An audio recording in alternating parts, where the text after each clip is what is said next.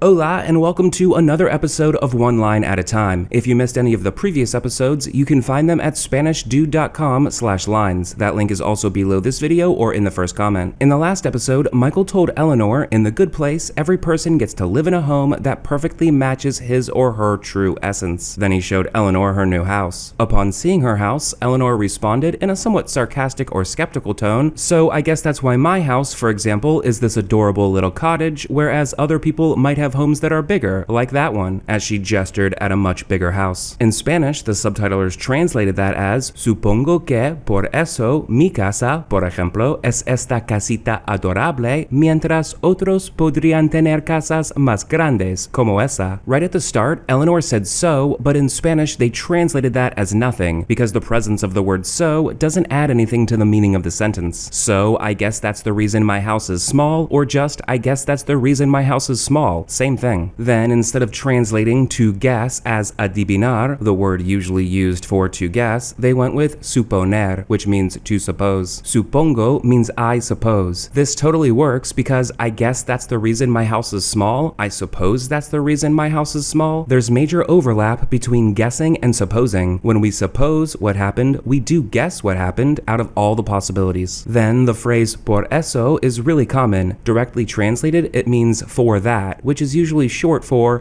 that reason. In this example, it's the translation of that's why. Por eso can be translated as that's why, for that reason, or anything similar, because once again, I guess that's why my house is small, and I guess for that reason my house is small, same thing. That's what por eso means and how it's used, but why is it por not para, and why is it eso not ese or esa? Let's start with eso. Eleanor said that's why or that is why. In this context, that refers to what Michael said previously. In The Good Place, every person gets to live in a home that perfectly matches his or her true essence. Now, Eleanor is saying that is the reason her house is small. That idea is the reason her house is small. In this sentence, that refers to an abstract idea, and in Spanish, when we're talking about an abstract idea, we use eso. The words ese and esa are for when we're talking about specific nouns. If you don't totally get what I just said or are confused at all by the whole ese, esa, eso thing, check out the video about the demonstratives in Logical Spanish. Logical Spanish is a premium course, but until none of us are stuck in our houses anymore, you can become a lifetime member for whatever price you want. It's normally $167 to become a lifetime member, but for now, you name the price. When you're a lifetime member, you get access to all my premium courses, including Logical Spanish. With the Name Your Price special, there's no reason for anybody to not be a lifetime member and have access to Logical Spanish. Go to SpanishDude.com/lifetime for all the details. If you can't swing the $5 minimum, please email me and I'll set up a free account for you. Okay, now let's talk about por versus para. In the video I made about por and para a while back, link below or in the first comment, I told you that para is an arrow and por is a go-between. It's an exchanger, a judge, a scale, or anything like that. For example, when we pay for something, it's por, because we pay money in exchange for whatever we buy. We pay an amount of money equal in value to the thing we buy. Jimmy pays $5 for chicken. Jimmy paga $5 por pollo. $5 on one side, chicken on the other side, por in the middle. When we thank somebody for something, it's por, because we give them thanks in exchange for whatever they gave us. Thanks for the gift, gracias por el regalo. Thanks on one side, gift on the other side, por in the middle. Then, getting back to our example, you know the whole for every action there's an equal and opposite reaction thing? Well, this example is like that, kinda sorta. The action is, every person gets to live in a home that perfectly matches his or her true essence. Then, according to Eleanor's guess, the equal and opposite reaction of that is Eleanor getting a small house. My house is a small house for that reason. My house is a small house on one side, that reason on the other side, por in the middle. Then, with for example, por ejemplo, the translators used por for a similar reason. My house is a small house for that reason, for example. Same words, different order. Eleanor gets a small house here, that reason here, por in between them, just like last time. Then example here, or an example, with por in between them. My house is small, por, for that reason, por, for example. If my Spanglish explanation confused you at all, check out my video about por versus para. Then just remember, we pay por things, we thank people por things, and we say, for example, with por. So, paga por, gracias por, and por ejemplo. I can't think of any contexts where we'd say paga para, gracias para, or para ejemplo. ejemplo. That doesn't mean contexts don't exist though, only that I can't think of any right now, and if they do exist, they're relatively rare. I do have to point out, the phrase para eso is somewhat common. Por eso and para eso are both pretty common, but in different contexts. That's a rabbit hole for another day though. Let's move on. My house is this adorable little cottage. Mi casa es esta casita adorable. First, ser versus estar. They used es here, from ser, not some form of estar, because ser is used for permanent characteristics or for characteristics that have to do with the essence of something, while estar is used for temporary characteristics or characteristics that have to do with something's current state of being. Saying my house is this adorable little cottage is basically like saying my house is this house. That's about as existential or of something's essence as you can get. No matter which adjective Eleanor uses, she's talking about the essence of her house. My house is a small house. Mi casa es una casa pequeña. My house is an empty house. Mi casa es una casa vacía. It's ser both times. If we structure the sentence a little differently though, it depends on which adjective is used. My house is small. Mi casa es pequeña. My house is empty. Mi casa está vacía. In the first example, it's ser because the fact that the house is small is a permanent characteristic of the house. It's part of the house's essence. In the second example though, it's estar because the fact that the house is empty is a temporary characteristic of the house. It's the house's temporary state of being. Though with vacía, it can probably go both ways, depending on what you mean by empty. If you need any help with ser versus estar, check out the video I made about the topic. Link is below or in the first comment. Then this house is esta casa. It's esta here, not este or esto, because this refers to a specific singular feminine noun, la casa. So it's esta to match la casa. Again, if you don't understand that, check out the video about the demonstratives in Logical Spanish, Module 8, Video 3. I also covered the ito ita thing in Logical Spanish, Module 8, Video 8. In short, adding ito or ita to the end of a noun basically adds the adjective small or little to it. Eleanor said adorable little cottage, 3 words, but they translated that as casita adorable, 2 words. The adjective little is basically built into the noun because of the ita ending. Just house is la casa, but little house is la casita. Then why did they put the adjective adorable after the noun here, not before it? We talked about this in the previous episode of One Line at a Time, and I covered it in depth in Logical Spanish, Module 8, Videos 6 and 7. Even though adorable is clearly an adjective that expresses an opinion, a reason for putting it before the noun, in this sentence, Eleanor's main point is to differentiate between her little house and the bigger houses. She's using adorable as another way to say little, basically. We typically call smaller things adorable, like an adorable little house versus a big, beautiful house. That's probably why they put adorable after casita. We can't know for sure, because adorable is being used mainly to differentiate. Again, if you don't get that, check out Logical Spanish, Module 8, Videos 6 and 7. Okay, the last part. Whereas other people might have homes that are bigger, like that one. Mientras otros podrían tener casas más grandes, como esa. Mientras is a good word to know. It can mean whereas, like it does here, or while, or meanwhile, or in the meantime, because when said in the same context, all these words and phrases mean the same thing. Eleanor said other people, but the translators just said otros, which means others. Once again, whereas other people might have homes, whereas others might have homes, same thing. Otros represents other people here and is serving as a pronoun basically. Then the trickiest part, to me at least, why did they use podrían? First, why did they use the verb poder? And second, why did they use the conditional tense, podrían, not the present tense, pueden? The reason they used poder is that's the most common way to say may or might in Spanish. Normally, we think of poder as can, as in to be able to or to have permission to. Jimmy puede comer pollo. Jimmy can eat chicken, like he has the ability to eat chicken or he has permission to eat chicken. Then to express permission, sometimes we also use may in English, and when we do, in Spanish, they still use poder. Jimmy puede comer pollo, Jimmy can eat chicken, or Jimmy may eat chicken. Either he has the ability or permission. But then, Jimmy may eat chicken can mean something else entirely. It can mean Jimmy will possibly eat chicken. And in Spanish, when it represents this different idea of a possibility, they still use poder. So Jimmy puede comer pollo means Jimmy can eat chicken, or Jimmy may eat chicken, as in he has the ability to eat chicken, permission to eat chicken, or it's possible that he will eat chicken. Then another way to say Jimmy may eat chicken is Jimmy might eat chicken. So Jimmy puede comer pollo means Jimmy can eat chicken or Jimmy may eat chicken. He has the ability to eat chicken chicken or permission to eat chicken, or it can mean Jimmy may eat chicken or Jimmy might eat chicken. There's a possibility he'll eat chicken. That's why they used poder. Now, why did they go with podrían, the conditional tense, not pueden, the present tense? I mean, Eleanor did speak in the present tense. Other people might have bigger houses. In Spanish, though, they basically said others maybe would have bigger houses. They basically said maybe would have instead of just maybe have. First, using pueden here, the present tense, would have been grammatically correct. It just would have had a more matter-of-fact cause and effect vibe, whereas using podrían, the conditional tense, has more of a speculative vibe. Since Eleanor is speculating here, she's guessing or supposing, they went with podrían. In Spanish, when poder is used to talk about the possibility of something, usually with may or might in English, the more speculative the possibility is, the better choice the conditional tense is. That's why they went with podrían here, to capture the speculating vibe. It's kind of like that in English too sometimes. That's why other people get bigger houses. That's why other people would get bigger houses. Both sentences are saying basically the same thing, but the second example, with the conditional tense, has more of the speculating vibe. There are a million other things I could point out, but we'll leave it at that for now. Don't forget, if you're not already a lifetime member, until none of us are stuck in our houses anymore, you can become one for whatever price you want. Go to SpanishDude.com/lifetime for all the details. I'll see you real soon with another episode of One Line at a Time. Hasta luego.